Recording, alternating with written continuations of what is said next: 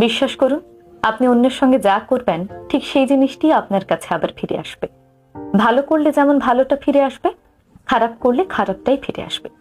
আজকের যে গল্পটি আমি আপনাদের শোনাবো, এই গল্প শোনার পর আপনারা আর কোনোদিনও অন্যের সাথে অন্যায় করতে পারবেন না। চলুন শুরু করা যাক। এক গ্রামে একজন সৎ এবং দরিদ্র কৃষক ছিলেন। তিনি দুধ থেকে মাখন এবং ঘি তৈরি করতেন, আর প্রতি সপ্তাহে সেই জিনিসগুলো বাজারে গিয়ে বিক্রি করতেন। তার বিনিময়ে নিজের সংসারের যাবতীয় সদাই নিয়ে আসতেন।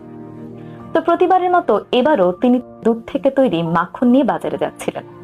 প্রতিটি মাখন রোল করা ছিল, আর প্রতিটি রোল ছিল 1 কেজি করে।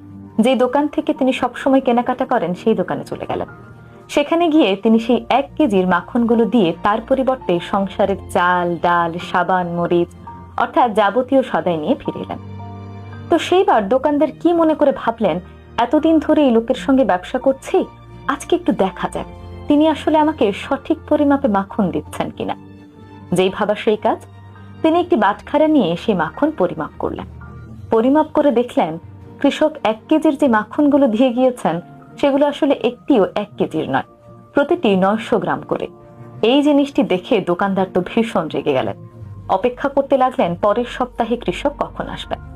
পরের সপ্তাহে যখন কৃষক আবার মাখন নিয়ে এলেন, তখন তো দোকানদার চিৎকার করতে লাগলেন, আর কোনোদিনও আমার দোকানের সামনেও আসবে না, এক্ষুনি বের হয়ে যাও, তোমার মতো বাটপারের সঙ্গে আমি ব্যবসা করতে চাই না। কৃষক তো হতভম্ব হয়ে গেলেন। তিনি দোকানদারের কাছে জানতে চাইলেন কি হয়েছে।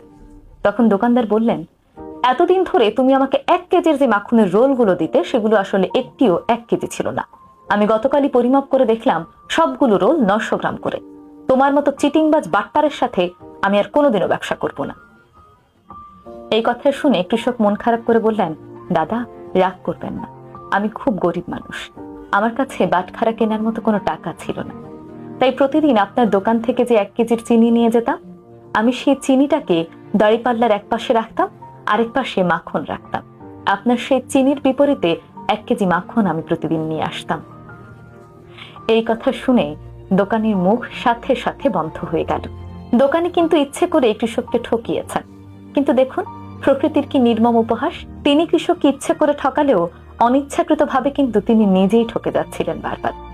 আমাদের জীবনটা আসলে এমনই। যিনি ফরমালিনযুক্ত ফল বিক্রি করেন তিনি চিন্তা করেন, এই ফল তো আমি খাই না, আমার কি। একইভাবে তিনি আবার যখন সেই ফল বিক্রি করা টাকা দিয়ে অন্য কোনো দোকান থেকে অন্য কোনো কিছু কেনেন, মাছ কিংবা সবজি, তখন আবার যিনি বিক্রি করছেন তিনি চিন্তা করেন, এই ফরমালিনযুক্ত মাছ তো আমি খাই না, এই ভেজাল সবজি তো আমি খাই না, তাতে আমার কি। আমরা চিন্তা করি না আমরা কারোর সাথে যে অন্যায় করি তা কোন